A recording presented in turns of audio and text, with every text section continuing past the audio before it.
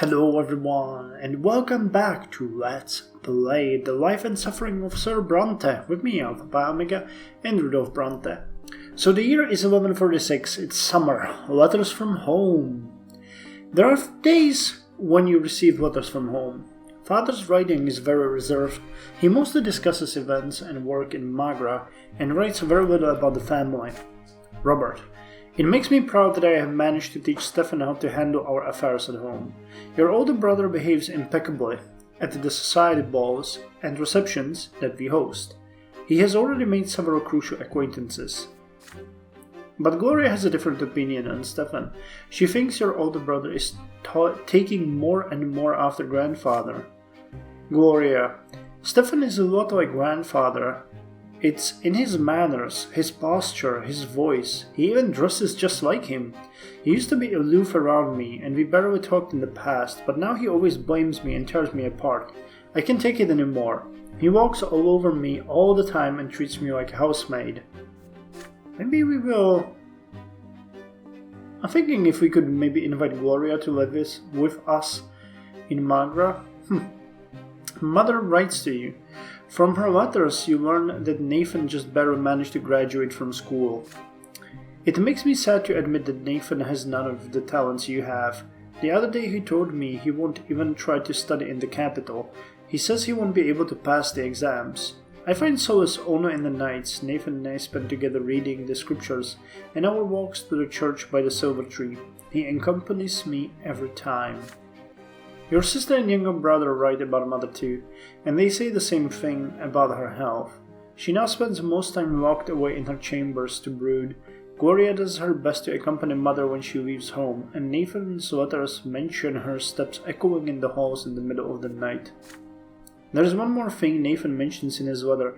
Stefan and Gloria have been fighting very often these days. Nathan. Stefan always tries to get under Gloria's skin, and she answers him in kind. Then Stefan calls her a lowly commoner to make her shut up. You always tremble in excitement each time you see a new letter with the seal of your home province. Your fate is still bound tight with your families, no matter the distance between you. Okay, Stefan's relations dropped, I don't know why. Gloria's relations has dropped? Okay, I guess that's us being distant. Yeah. Okay, great. So they keep forgetting us, and I want to check one thing. Where's the map? Because I mentioned... No, Arknia. Okay, this province is Arknia, and Magra is where they live. Okay, so I screwed it up. So I wanted to say that maybe we could invite Gloria from Magra to live in Arknia with us in Eterna. My apology if any of you cringed on that. The first case. You will become a judge one day, so you are sent to the prefecture of Eterna to be mentored by a more experienced colleague. Your mentor is a judge of considerable age, a nobleman of the mantle with a proud bearing about him. He never misses a chance to remind you that being mentored by such an experienced man of office is a great honor. Your mentor entrusts you with his minor cases and, to his great joy, his night shifts. Another night begins. The office is growing darker. You are still there, zealously filling out the paperwork for the day. A petty theft, a verbal assault against a noble of the sword by a commoner, a fine for the parents of children who covered an imperial institution with obscene drawings. Petty cases, all of them, but they are real cases a judge has to face, and so you sit there carefully comparing complaints, statements, and witness testimonies. Then the door of your office swings open. A gendarme drags in a provocatively dressed girl. Her golden hair is undone, and her makeup is a fiery red. Girls like her sell their bodies in houses of ill repute. The next to enter the office is a stout priest, his face adorned by a nose of a remarkable shape and a huge wart on his cheek. You do your best to avoid staring at it. The gendarme gives his report. The girl was arrested with a certain gentleman in the park by the Temple of the Twins. They were committing acts of carnality, an affront to the faith. The huffing and puffing priest interrupts him and starts yelling. He saw her doing magic. He did. The gentleman was enthralled by the girl, and he was glowing like a lamppost. You gesture for the priest to stay quiet and ask if the gendarme can prove this. The gendarme only shrugs. He didn't see anyone going. He arrested the girl for her sacrilegious conduct alone. The man in her company was a noble, so the gendarme couldn't bring himself to arrest him. He does, however, remember his name. The priest is huffing and puffing even louder now. It was magic, he screams. You must refer this case to the Inquisition. This witch was loose on the streets of the Empire's illustrious capital, seducing good men with her vile charms. The ghost is quiet all the while. Her eyes are emerald green, twinkling with gold as she looks at you. When she does speak, her voice is soft like smooth velvet. Iowis. My name is Iowis, Your Honor. All I did was obey the noble gentleman's wish. He wanted my affection right by the temple, and I dared not oppose him. I did not defy my lord, did I? The wench looks up and meets your gaze as she says these words. Her eyes reflect the candlelight in the dusk, sending sparks of gold dancing across the walls. The gendarme stands awkwardly by the door, sighing. The priest goes off on another rant. You tell him to be quiet. The day is not over yet. You must decide how to resolve this unusual case on your own. The law says a judge must investigate all circumstances related to a case. You know the name of the nobleman who was seen with the girl in the throes of passion. The gendarme was afraid to question him, but you are a future nobleman yourself, a young judge. Surely you can find a way to resolve this matter with discretion and get the information you need from the nobleman. But perhaps this suspicious lady of Evening Iowis is the heart of the matter. You have no doubt she will reveal her true colors if you question her. If the priest was right about her using magic, the girl's fate is sealed. Iowis, Your Honor. You look up from your desk and into the eyes of the beautiful Iowis, and you suddenly feel as though a divine light is shining upon you. This emotion flows like a river. It lifts you up. This is more than beauty, more than passion. This is much, much more. Will you resist this call or will you heed it? Okay. You don't have the willpower. The girl must not end up in chains. You will find a legal way to free her. Or find a nobleman. You find a nobleman who was allegedly in Iowis' company and question him delicately about the incident. The girl must not end up in chains. Oh, we have her here. Okay, lowborn. Youthful actress and singer, known as the Golden Voice. She quickly became famous in every inn in Eterna for her irresistible, enchanting looks. She came to the capital along with Jean, who used to be an acolyte at the Temple of the Silver Tree. Okay, so nice. You find the nobleman, or release her. I'd really like to interrogate her, but that option is locked for us. So let's find the nobleman. I would like to release her, quite honestly, because she's beautiful, but we are a judge, so let's find the nobleman. You tell the gendarme to take the girl to a holding cell. Her eyes are filled with chagrin and pity as the man takes her away. You compose a polite and thorough letter to Sir Diego El Catoyer, the nobleman seen with the girl in question. You delicately hint that his reputation will be safe and promise full confidentiality. When you come to the office the next morning, you see a nervous young nobleman waiting at the door. You must be Judge Brante, he says. You meet Sir El Catoyer with a dignified greeting and start questioning him on the case of Iowis the harlot. Is it true that the two of them ended up in the Temple Park because this was Sir El Catoyer's wish? He says he barely remembers last night. He was quite inebriated and determined to have a good time. He spotted Iowis by accident. She was standing under a lamp post by the temple. As for the Temple Park, he does not quite remember why they ended up there. You take a statement in accordance with established procedure. Next question. Would Sir El Catoyer say his mind was clouded by the young woman? The nobleman turns red. He asks quietly, Haven't you seen the lass yourself, Sir Brante? How could anyone ignore her? Still, you ask, was there anything suspicious about her? He speaks slowly. Yes, it was as though she could see his every desire, and he was happy beyond measure in her embrace. It felt like the gods themselves were smiling at him, Sir El Catoyer. And yet, perhaps it was merely the wine and her beauty and nothing else. You thank the nobleman for his honesty and promise to keep his statement a carefully guarded secret. You sentence the Harbour to 2 days in pillory for defying a place of worship with depravity. You find no reason to refer Iris to Inquisition, however. You write "Case closed" on Iris's file and put it in the archives. Diplomacy +1, received in elite circles. Okay. Iris's rescue.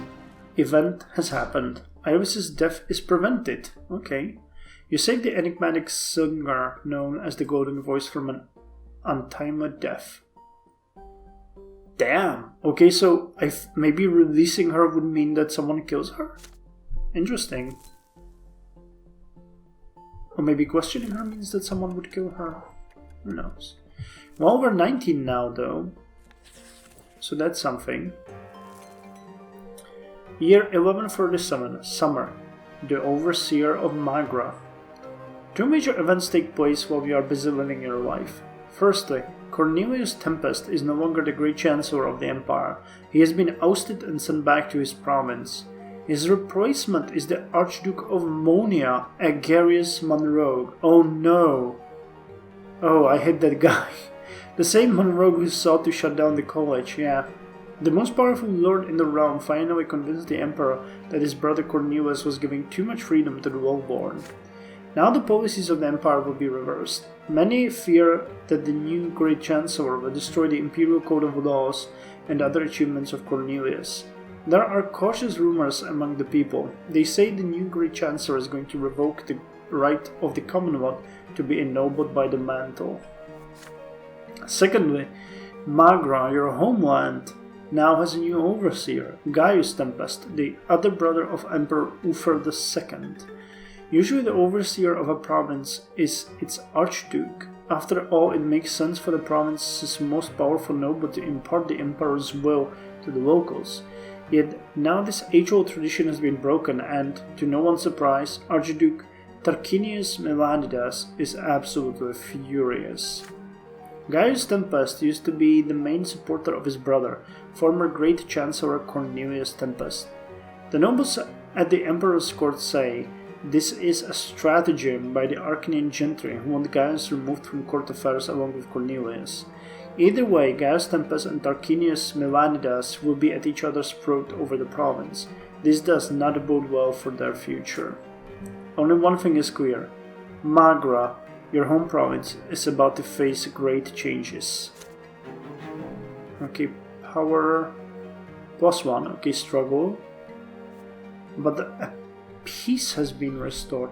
I wonder if these things actually can be influenced somehow by me, or if this is all preset and just informing me. Interesting.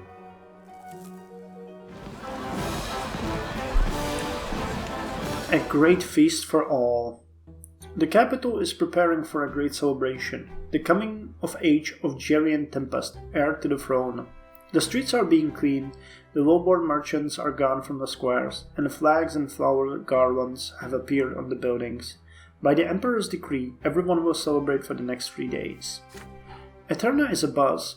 A festive procession starts on the streets. Students from the college and cadets from the military academy will be there to show their gratitude to the Emperor's family for entrusting them with the power they wield. Oh, hopefully we might meet Thomas again. Ribbons and flags flutter in the wind. The streets are scrubbed clean, and the scent of flowers fill the air. You march side by side with Thomas, carrying the banner of your province. Your friend's brown hair is unusually well combed today. He waves to every girl you see on the streets as you pass by. They giggle shyly, and some of them wave back. Thomas, did you see that, pal? Look at that beauty. She just smiled at me. Now this is what I call living. I just love parades. The Tempest royal family observe the slowly approaching parade from the balcony of the imperial palace. They are joined by the empire's highest dignitaries and provincial overseers. You see Emperor Uther II with your own eyes there, high above yet so close. The columns come to a halt at the balcony and salute the emperor with the mottos of the college and the academy. You join the other college students in crying, "Learning is strength, learning is will." The emperor raises his hand in a gesture of benevolent greeting. His voice echoes across the square. Uther Tempest II. I accept your gratitude, my loyal subjects. Take pride as you wield your knowledge and valor in service of the Empire. All who are worthy will be ennobled by the mantle, by my grace. The future nobles around you cheer the Emperor's words, but their jubilation gives way to murmurs of discontent when Archduke Monroe, the new great Chancellor of the Empire, steps onto the balcony. Everyone here remembers all too well how the Archduke attempted to shut down the college by force. Still, the Archduke is the de facto leader of the Arcanian gentry. He is a force to be reckoned with, even for the Emperor, and so he is the great Chancellor now. Agarius Monroe, hail your Emperor, common folk, be forever obedient and grateful for the good grace you do not deserve by birth. The Archduke does not even bother to hide his contempt for the gathering below. Booed by the crowd, he rejoins dignitaries in the back row. You notice one of them, a slender, elegant figure under the emerald banner of a black snake. She is Octavia Melanidas, daughter to the Archduke of Magra. Thomas. Now that's new. You notice Octavia too, eh? Our Archduke Melanidas sent his daughter in his stead. That's a sign of disrespect for the Emperor if I've ever seen one. Is he so enraged because he's no longer the overseer of Magra? I mean, you can imagine his surprise. That's never happened before. But then everyone grows silent. A young, slender Arcanian with a shy smile comes forth. There are whispers in the crowd. That's Prince Gerion, heir to the throne, ward of Cornelius, promise and hope of the common estate. To the left of Gerion is his younger brother Flavius. He is baffled at the sight of the parade below, too young to process what he is seeing. Gerion Tempest. May the twins be kind to you, my future subjects. I promise to repay you in kind and help you prosper in your loyal service to the Empire. Gerion, heir to the throne, son of the Emperor Uther II, received his education from Cornelius Tempest, who advocated for expanding the rights and freedoms of the common estate. Those who supported the creed practiced by Cornelius' followers wanted Gerion to succeed his father. He is known for his mercy and inquisitive mind. Well, he sounds like the right person to rule the Empire. Exalted by these words, the future nobles roar as one. All hail Prince Gerion! Another figure steps into the view next to the heir. He is an Arcanian, elegantly dressed, and his mantle bears the Tempest colors. He raises his arms, about to make a speech. Thomas. Hey look, that's Gaius Tempest, the Emperor's brother, and the new overseer of Magra, by the by. It seems the Arcanian elders want him as far from the throne as possible, just like his other brother Cornelius. Those two have been promising too many freedoms to commoners like you and me. Gaius Tempest, younger brother of Emperor Uther II, assigned to the province of Magra as an imperial overseer. Much more reserved in his views than his elder brother Cornelius, he seeks to help the Empire survive as it faces the changes to come. Interesting, so many new characters. Long live Prince Gerion, students of the college, candidates of the academy, time and again you have proven yourself to the Empire by word and deed. Today is a day of great celebration, and in honor of Prince Gerion, you must ask the Emperor to guarantee forever the right of distinguished common folk to be ennobled by the mantle. So ask now. The cadets and students freeze in hesitation. They exchange glances, unsure whether to follow the words of the Emperor's own brother. On the balcony high above, Prince Gerion also remains still, awaiting a reaction from the crowd. Archduke Monroe briskly steps into view once more. He takes several seconds to observe the crowd before he speaks. Imperial subjects, what the Emperor's brother wishes to say is that you must always remember that you owe your status to the Tempest dynasty. The Emperor accepts your gratitude and sends you off with his blessing. You may leave now. But the columns stay where they are. Thomas. That's not what Gaius Tempest said. Let the Emperor hear us. The law. We ask for the law. Commotion and murmurs spread over the crowd as some of the future nobles refuse to follow the Archduke's order. There are shouts heard here and there. The law! We ask for the law!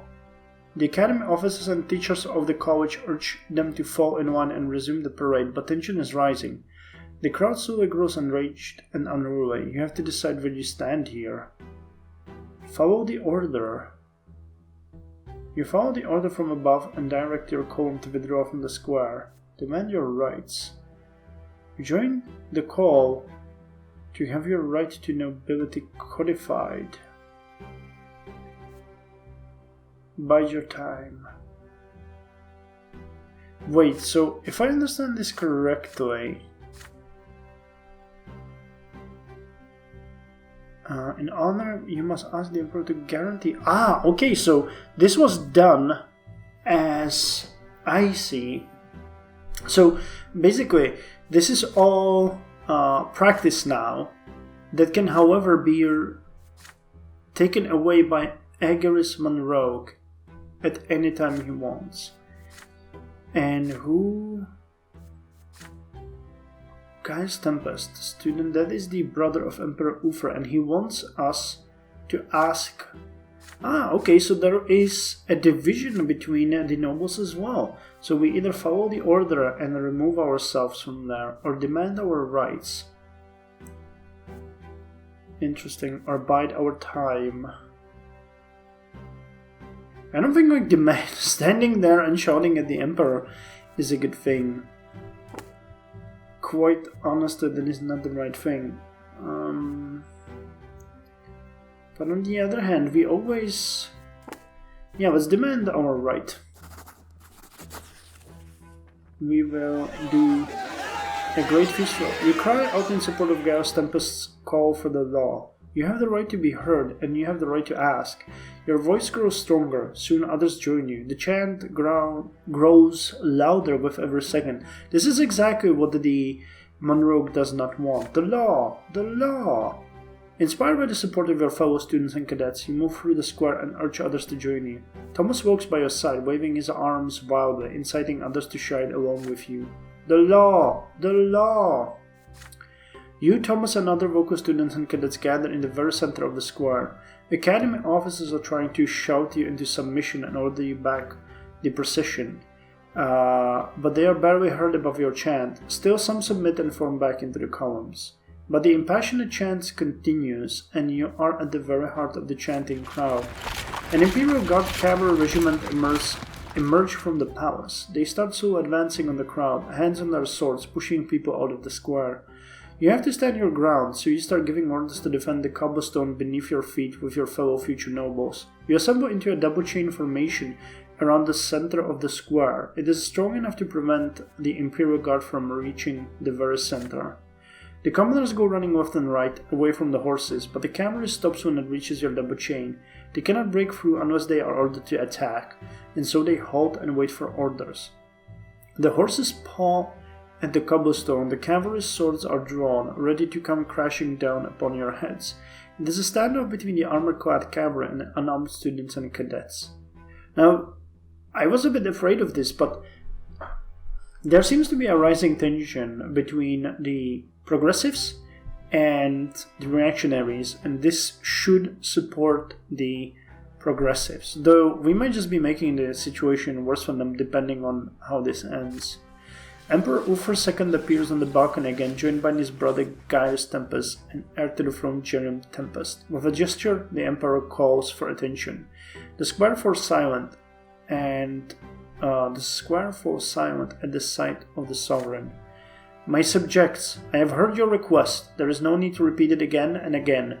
The great Imperial Council shall review my brother's proposal. Now follow your lot and obey my will. Continue the parade and sing the praises to the ever-merciful Prince Jaren. Awesome! So this might be actually probably the same thing with the Academy. But Academy would always be saved, or the college, not the Academy.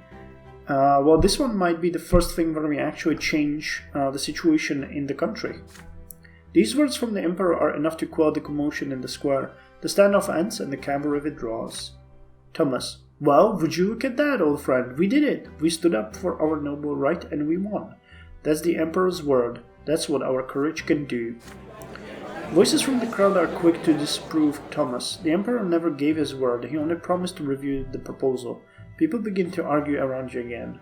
This time, however, no one wishes to disobey the orders from on high, and so the students line up in columns once again. The bout of defiance is in the past now, and everyone resumes the festive parade through the city streets. A glory to Emperor Uther, glory to Prince Gerion. Okay, we got extra Valor, now we're a dangerous enemy.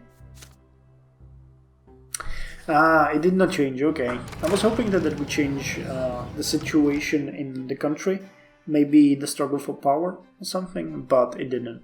Anyway, thank you very much all for joining me, and I'll see you in the next episode where we are going to continue the story of Rudolf Brante.